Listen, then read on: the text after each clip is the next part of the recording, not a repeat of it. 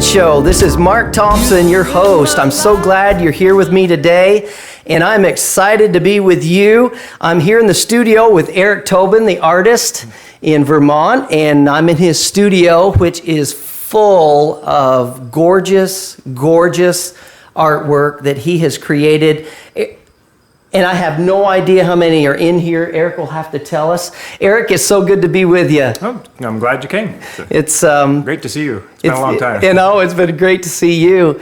We're here on his home place, and he and his wife live here in, now are you in Waterville or Johnson? We're Johnson. You're Johnson area. Johnson, Vermont, up in the mountains. It's beautiful. It's gorgeous. Their gardens are gorgeous. I'll take a few pictures and put it on my website so you can see it when you're listening to the radio show. But Eric, kind of tell your story as an artist, how you became an artist. Here on the Branded Show, this is my series that is on the road, going from place to place. It's called Trail Stories. So tell us your story about becoming an artist and how that's transpired. Well, I guess I was always interested in art or painting when I was just a little kid. And we lived in Underhill, Vermont, just up the road from my grandfather's farm. And there was an artist that lived in Cambridge, Vermont, just down the road. And he used to come up to the farm and paint. And I was in third grade, I think, when I first saw him paint. Was that Alden Bryant? No, it was Tom Curtin. Tom Curtin, okay. Yep. Alden was another artist that I'd never met until Years later. Tom Curtin, he was a painter. He was actually an art teacher in Massachusetts, and then he moved to Vermont when he was 50 and was a full-time artist.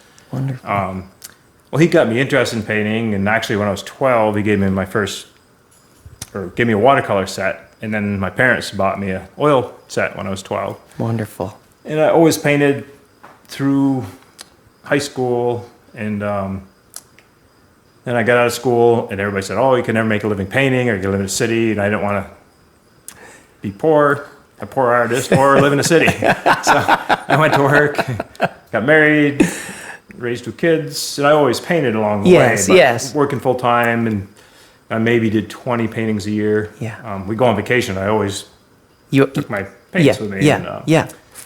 Now when I go on vacation, I leave my paints at home. I need a break. It's good to get a break once in a while. And how many versus painting 20 a year? How many do you paint now, Eric? Well, when I first started painting full time in January 2000, I quit my full time job and figured I'd give it 6 months. I'm glad you did. And it's now 18 years. Yeah. But when I first started, I was doing 350 to 400 paintings a year. Just wow. Going through paint and canvas, just as much as I could. I would paint every day in all kinds of weather. And then as I did more and more, in the last few years, I probably do less. I paint quite a few that I scrape off. I'm a lot more fussy what I keep. Mm-hmm. But I probably average maybe 200 paintings a year. 200 a year? Yeah. That's wonderful. And, maybe 50 of them are worth hanging. Well, in your opinion, because you're the artist. Well, sometimes. You're usually more critical of yourself than other people. Some of the paintings I like best, I think will sell, and I still have them. And some of the paintings that I thought would never sell, they'd be the first ones to go. Isn't that interesting? Yeah, I always found that everybody interesting. Everybody has their own taste. They do. Everybody has their own desires for a piece of work. And well, Eric, tell me about this picture right here that we're looking at of a church steeple, and looks like the town hall in Waterville, Vermont. Am I correct? Yeah, it is. Tell us a little bit about this painting and what inspired you about this painting. There's a covered bridge in it as well, folks. Yeah, I mean, it's the typical New England village. And it's, I don't know, it's probably 200 years old, most of those buildings. Mm-hmm. Yes, I'd agree. Yep. And it's early spring, the leaves hadn't come out yet. But it was a beautiful morning. It's probably 40 degrees with the sun shining. And, crisp air. Yeah, and just, it was backlit. The sun was coming down. Just the way it lit the buildings, the cluster of the village, I don't know, it just reminded me of old, typical New England. Yep, old time Vermont. Yeah. It's a beautiful piece. It's just a beautiful piece. I love how you can actually feel the flow of the water, the Kelly River right there. And that that time of year is when the fishing, well, water might be a little cold, maybe a few more weeks, but Yeah. the water's high and clear. It's all been flushed out for the winter. Yes, from the ice and everything. The water's crystal clear and Just beautiful. yeah. You can drink right out of it. No parasites. Maybe. Pretty much. Yeah, well, I was used to be. I don't know now. No, I think it's pretty. Actually, the rivers are a lot cleaner now, I think, than they were. And They're a lot more strict about And I'm looking up high on the wall here. And tell me about this winter scene and where that is, Eric. There's a covered bridge and a church. Yeah, church in the distance. That's Westford, Vermont. Just a couple towns over from here. It's another, idyllic New England village.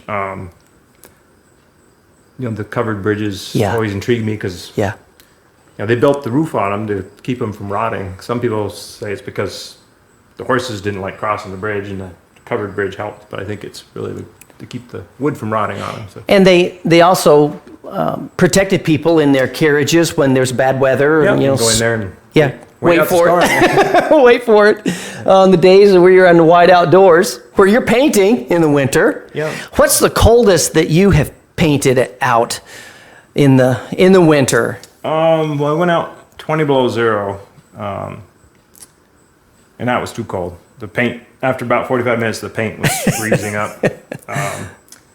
Just a little 8 by 10, but it was crisp, clear, no wind, sun was out. But my nose was starting to stick together when I was breathing in, so I gave up. It was so 10 below's still doable. Yeah, and I've been out 5, 10 below when it starts out. It usually warms up a little bit. But to get out of the wind, I'd rather be out in 0 degree weather with the sun and no wind than a 30 degree weather with the wind blowing. Exactly. There's a big difference. Yeah. And folks, we're in northern Vermont here, so when Eric talks about painting in the winter, we're talking real winter. Yeah, it's real winter. Yeah. I love the winter. I love the snow. It's beautiful. A lot of times I'll, go out on snowshoes and pull my sled behind me and find a spot. Yes. This particular painting is With the evergreens. Mm-hmm. winter scene with a stream. That was in February, I believe, and we just got a lot of snow. So the snow was covered, covering the evergreens. Yeah. Heavy snow. Yep, heavy snow. So it's That wet, heavy New England snow. Yeah. And the water crisp and clean again. yeah, that little stream. For some reason, that little section doesn't freeze up. I don't know if there's a warm spring in there, but seems like all the other streams around will be frozen, and that section. This will be open. Yep, and running. Yep. Isn't that cool? Yeah, Isn't that cool. interesting? So, Yeah. You can, folks. I'm just looking at this beautiful work of art, and you can feel the textures of winter. Looking at this work of art. I'm kind of jumping ship here for just a moment. Looking over here to the left, Eric. There's a lighthouse here, and then there's another lighthouse and ocean. Where was this painted? let's see. This lighthouse and this one, the same lighthouse. This is up at Schwann's Island, Maine. It's just off of Acadia, Mount Desert Island. Yes. This one also was up there. We were up there for a week last September. It's beautiful. And I did probably a dozen paintings. And the foliage was out at that time? It was just starting.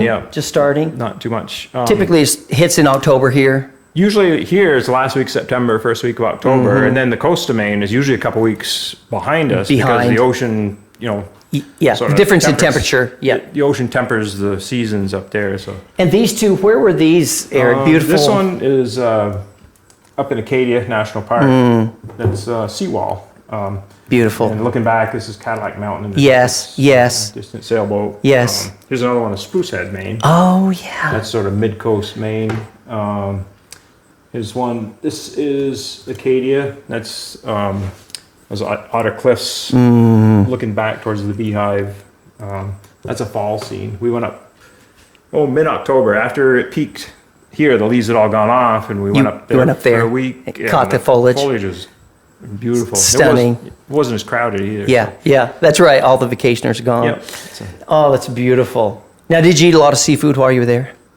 Yep, we do usually do. Yeah. I just had lobster last night. I cooked a couple lobster for my mom and I. They are pretty good. And walking around the studio, these on the table, Eric, when did you paint these? This was early June. We went up around the Gaspé Peninsula in Quebec. Yeah, I saw your Facebook posts on there. Yeah, that's incredible, beautiful country up there. It is. This one is Per Se, Quebec. This is Griffin, Quebec. Oh, that's gorgeous. Beautiful churches. Yes, beautiful churches. Yeah. Beautiful churches. This was a big stone church. It's probably, I don't know what year it was built. Probably the mid 1800s. Wow. Wow. Oh, let's see. I've got some. This one was last summer. This is Sterling Range. Yes, Sterling Range. That's Mount Mansfield. Yes, with Mount Mansfield. Beautiful. This I was interested in the sky. It was beautiful. Yes. Big puffy clouds. Yes. Over. It was those beautiful cumulus clouds. Yeah. Say it was probably mid 60s. Fresh air. Folks, I wish you could see it. I'll take a picture of this one and post it on my Facebook page. We'll put it over here. So. Gorgeous. Absolutely gorgeous. And Eric, is this in Cambridge somewhere? That one's up in Fairfield. Fairfield. It's on the Egypt Road. And there's a story about that road back in, you heard 1800 and freeze to death? Well, supposedly there's a farmer at the end of the road that just cleared his land, and he was burning the stumps and the brush, and he planted his corn all throughout that. And so all summer he sort of burned the brush, so that kept his corn crop from freezing. Really? And so everybody else's crops froze, didn't make it that summer. Yes. He gave his bounty, his corn away for feed for the animals to all the neighbors, and so they call it the road to Egypt. Wow, isn't that a cool story? So anyway, providing for those in need. Yep. Kind of Acts 2:42 through 47. Yep. That's beautiful. That's a beautiful piece. I'll take a picture of that one too. Gorgeous. Absolutely gorgeous. It's an old farm. Yes. Another farm that's a small farm that's gone out. There's still some of the bigger farms farm the land, but. And we were talking earlier about farms are depleting here in the area, aren't they? Yeah, they are, especially the small family farms. I actually installed farm equipment when I got out of high school for 8 or 9 years, and 90% of the farms that I worked on are gone. Yeah, they're gone. Yeah. And I remember we're in Lamoille County, folks, and I remember 8 years ago when we were back. I just drove up through the home country, and all of the dairy farms that once were active are now closed. They're gone. So really, you're capturing some history that probably will never be back. Yep. And I appreciate that, Eric. I mean, most of these pieces that I'm looking at, folks, you're listening to the show today. I know that you can't see all of the pieces of artwork, but really, in some regards, Eric is capturing history that soon will be gone. They're tearing barns down. Old homesteads are being torn down. Yep. Modern farms, big, ugly barns. Yep. They are. No personality. No. Yep. Same with the sugar places. With the sugar places, I paint a lot of the old sugar houses. Yeah. And the new sugar places are all modern and And you and I grew up, Eric, when there were buckets and horses. Yep, I still use buckets. Yeah, I love it. So you're sugaring here too? Yep. Wonderful. We tap a couple hundred buckets. Wonderful. And, boil with wood and make 40 to 60 gallons a year, depending on the year. Wonderful. But I grew up, my family farm, they had horses, and we gathered. We had about 2,500 buckets that we Aren't those great memories? Yep, they are. I love those memories. A lot of work, but it was a lot of work, but it was a lot of fun. So you still gather with buckets. Yep. Mm-hmm. Folks, this is a piece of history in itself, because most sugars are doing pipeline, high tech, with a vacuum system. Reverse osmosis. Yeah, reverse osmosis. And Eric's doing it the traditional way that was always done in New England, buckets, and then you dump it into a gathering. What do you gather with a tractor? I actually use my four-wheeler. Your four-wheeler and a tank behind that. Yep. And then I dump it. I have dumping stations and then pipe it down to the sugar house. Yes, and down to the sugar house. Yep. Now the time of boiling has changed since I was a kid. My grandpa Shipman was sugaring. When do you start boiling? Roughly, when do you start boiling here? I usually don't tap till town meeting, which is 1st of March. The huge sugar places with pipeline, they start tapping 1st of January. Gosh. And, you know, a lot now with the climate changing, you know, they can make a lot of syrup in January and February and into March. That's just crazy. That's traditionally it was March, April, 1st of April, 6 weeks. Yeah. With a pipeline, you can tap early and they won't. It's sealed, so the tap doesn't dry out. Yes. Whereas with buckets, if you tap too early, it's going to dry out. Yep. The cold will dry the spouts out. And so you said 40 or 50 gallons? Yeah. That's great. Yep. That's fantastic. Sell a little bit and give a lot away. Yeah. I love the life that you guys have made. Let's walk over here, Eric, and tell me about this Vantage Point. Tell me where you're going to take some paintings tomorrow. Okay, this one's going to a show in Manchester, Vermont, Southern Vermont Arts Center. And the show title is Vantage Point, so that's why I picked this painting. It's from the top of Mount Philo, looking across Lake Champlain, Champlain Valley, and to the Adirondacks. Into the Adirondacks, yeah. Beautiful. So you get the foreground ledges with the trees in the foreground, and the distant mountains. And the distant mountains. With the lake, and a few sailboats. Yep. In the water there. Yep. Wonderful. Just a little accent. Yeah, just a little touch. And this pictures another Vantage Point. This is Waterville again. Yes. But in the wintertime. Yes. So it's a totally different look than the the other one. Yes, totally different. And this is later in the afternoon, so the light's coming behind you from a different direction. And there's probably 2 feet of snow on the ground at least, and it's a beautiful little smoke coming out of the chimneys. Yeah, little fire coming out. And is this in Cambridge? No, that's actually in Fairfield also. That's a Fairfield. Yeah. Boy, Fairfield and Cambridge look a lot alike to me. Fairfield is beautiful. There's still a lot of farms in Fairfield, and this is actually a working dairy farm. Still working? Yep. Wonderful. They probably milk 70, 80 cows, which is sort of rare. It is rare. And it's two, actually the grandfather that had the farm, I knew him, and he passed away a few years ago, and his son didn't want the farm, but the two grandkids took the farm over and are milking cows there now. Wonderful. So the family's continuing the farming operation. And it's organic, which the few small farms that are left have gone organic. Yes, they get have. A better price for their milk, and that's what enables them to keep going. Yeah, so. We have a wonderful milk lady. Her name is Martha, and she drops milk off at our door every Tuesday. Oh, really? And it's an organic farm. Glass jar, glass. The best. Yep, it is the best. It is the best. And she puts it in the cooler every Tuesday. And she has an organic farm. Yep, so it's raw milk. Raw milk. Yep. And that's the only milk that I'll drink. Yep. I mean, it's just. I miss it. Oh gosh, it is the flavor of all flavors. But we still have it delivered at our front door. Yep. In Fayette, Missouri. Eric, kind of walk us around. Here before we head upstairs. Here's some birches, and that's Mount Mansfield. Tell me about this piece right here. See, this was early morning, so the sun is just from the east coming on, touching the edge of the top of the mountain. Yeah. There was a lot of snow that day. It was a fairly cold day, as I remember. But I like the foreground birches because it gives distance to the mountain. It's a great piece. There's a lot of warmth in the sky. There is a lot of warmth. People don't realize how warm winter actually is. The colors of winter.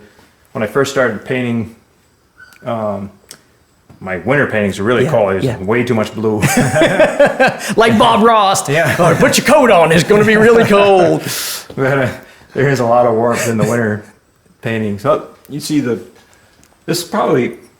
I would say is probably getting towards March because the leaves, the buds on the trees are starting. There's a lot of red in the red hue coming on trees, and I love that piece. That's a great piece. What year did you paint this? I can tell on the back. I usually date them. I used to date them on the front, but I don't anymore. Let's see, it's here somewhere. I guess this one isn't dated, but I would say probably 2010. 210? Yeah. Yeah. Beautiful. Anyways, so that one, I probably might keep that one. It's a great piece. This I'd keep it if I were you. Yeah. More of a natural scene. Yes. I like doing natural scenes too, without any buildings. Buildings. Yeah. Yeah. The other thing, I rarely put people in my paintings, so I should more. Occasionally I do, but Yeah. Yeah. occasionally I put animals in too, and cows Yeah. in the Yeah. distance. Yeah. Sure. I recognize this. Yep, that's Mount Mansfield. Yep, From driven Irish through there. Summer. Yep. That was March. This March, we were. That was this year? Yep. There was a whole group of painters, a group of Russian painters that came Really? from Russia. Yep. Really?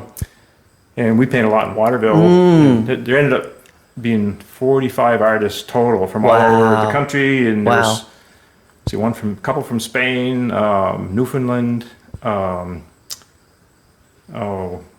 California. They were from all over the country. Wonderful. And there was like 5 Russian painters. Wonderful. And they had an interpreter, and it was a sort of an exchange. Yes. Yes. I got invited to go over there last October, but I couldn't make it. But I've been invited back, so I may go. Wonderful. And where will you be going to do this? It's 8 hours north of Moscow. That'll be a great adventure. It would. It's a long ways. It's a ways. It's a ways. But they were very well trained artists, really, really good painters. Great experience. Yep. Really inspiring. Wonderful. By their work. Well, can you lead us upstairs? And as we got about 5 or 6 minutes here, we can close out the show. It's Amish country. Oh, yes, in Pennsylvania? Yep. Wonderful. Wonderful. This is my sort of storage area. We're walking up the stairs here, folks, up to his upper gallery. It's not really a gallery, it's more storage. My wife's workspace. Yeah. On the other end. I've got a few. Oh my goodness, folks, I am looking at row upon row upon row of artwork. Eric, this is phenomenal. Folks, I'm looking at Eric, how many pieces do you think are stored up here? Oh, there's probably 1,800. Oh my goodness. They're from years ago, some of them. Yeah, yeah.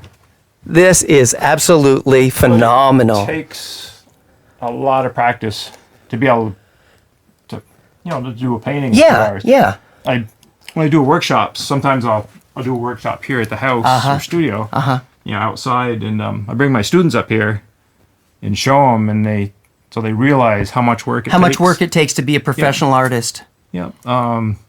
Same as a musician. Yeah. It takes years to perfect your craft. Say, 10,000 hours? Oh gosh, yeah. Yeah. To get proficient at what you do. Yes. I've got more old ones. Yes. This is my wife's workspace. This is her workspace. Yeah. She just retired as a teacher, but teachers never retire, so. No, kindergarten. Yep. She's great with the kids. But. That's great. Anyways, this is Wonderful. Done some prints, but not too many. But Wonderful. Some of the prints. Yeah, yeah. Wonderful. And where was this, Eric? Where was this print? That's Pleasant Valley. That's Kathy's, my wife's family farm. Oh yeah. The print's not the best. This was a. That's beautiful though. Prototype. Yeah. Anyways. Nice. Very nice. Prints. I'd rather just sell originals. Originals. I don't blame you. Prints are basically just a photograph of a painting. Yeah, that's true. That's true. That's true. Well, Eric, I am so impressed. I've always been impressed by your Facebook posts of your artwork, but coming to your studio today, thanks for welcoming me into your world here.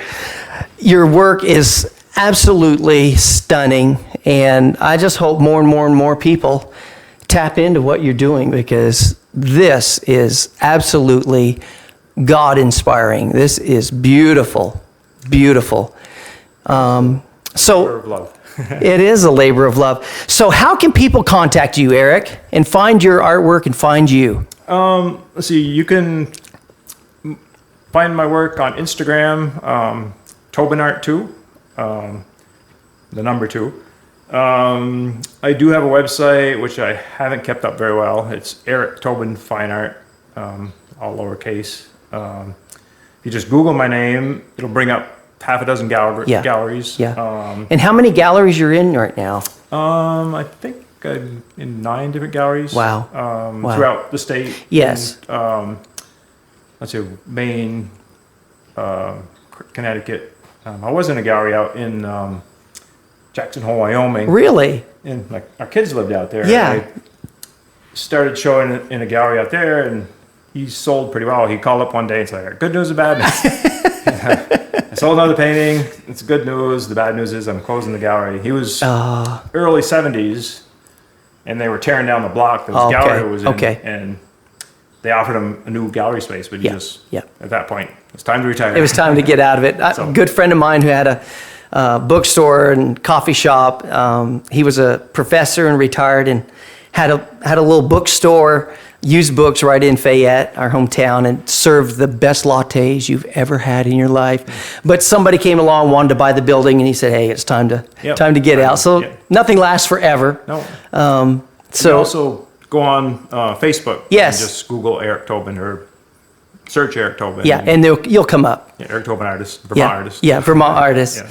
Well, it's just beautiful. All of your studio's gorgeous. I'm just totally impressed with the veracity of your painting. I mean, thousands of paintings here. It's incredible. It's absolutely incredible.